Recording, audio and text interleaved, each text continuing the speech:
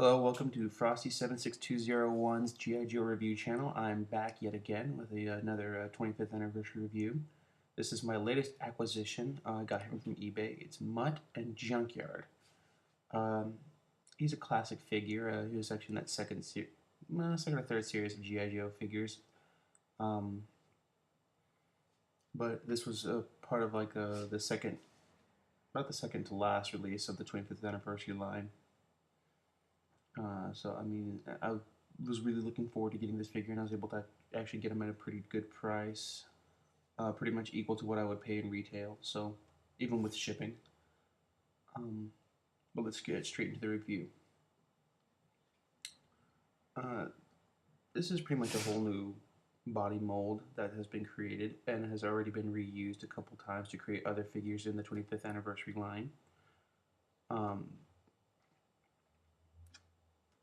The articulation is pretty much standard, and he rotates at the wrists here and at the end of the glove on this hand right here.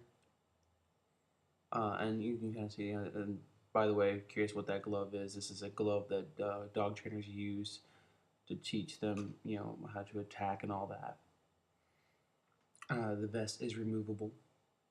He also articulates here at the elbow. He can bend it or he can swivel it. Any which way. Yeah. Sorry about that. He's got a holster here for his weapon. His head is on a ball socket joint, and he also rotates here mid-torso. Right there. His legs can bend outwards, like out to the side like that, and then out like that. And he's got two joints here at the knee, so he can bend completely like that. The ankle also bends downwards like that and can rotate, and does it on both sides. So I mean, he's got your basic, very standard 25th anniversary or modern era articulation, which is pretty consistent throughout all figures. Dislikes. I don't like this little flap right here under the elbow. I mean,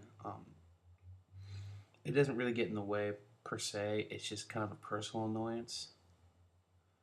And over here, it is extremely bad, and you can see why, because you can see the ball, and then you can see like this odd kind of sculpting done here, and it just, I like it when the toy looks as little like a toy as possible, and this really kind of ruins it.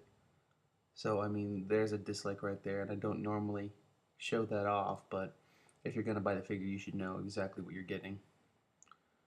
So, I mean, really just the elbows on this figure are my only dislike. The head sculpt is very well done, and yet one of the very few mustached Joes.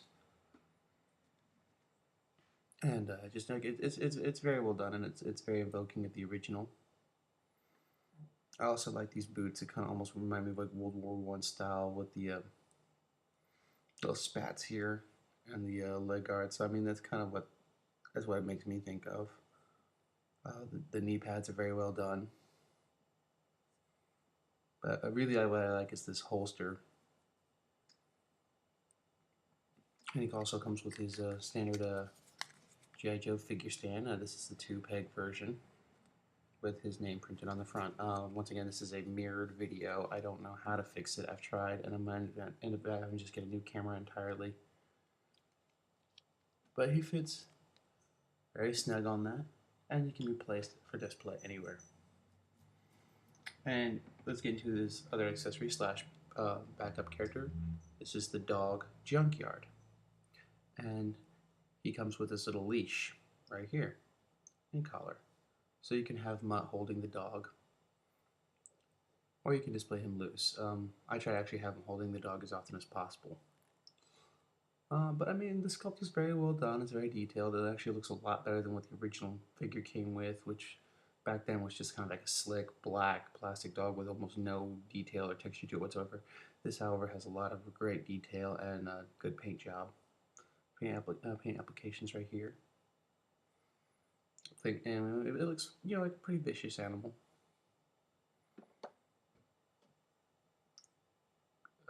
Comes with a little helmet right here with a removable muzzle, And Mutt will wear that, I guess, displaying that the master is more dangerous than the animal.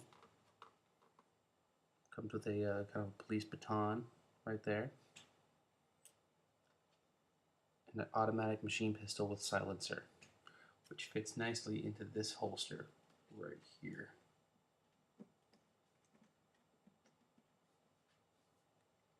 Well, there you go. This is Mutt and Junkyard. If you happen to catch him on eBay, I suggest picking him up. I mean, he definitely helps, round out anyone's collection. Thank you again, and hopefully I'll be back soon with yet another review.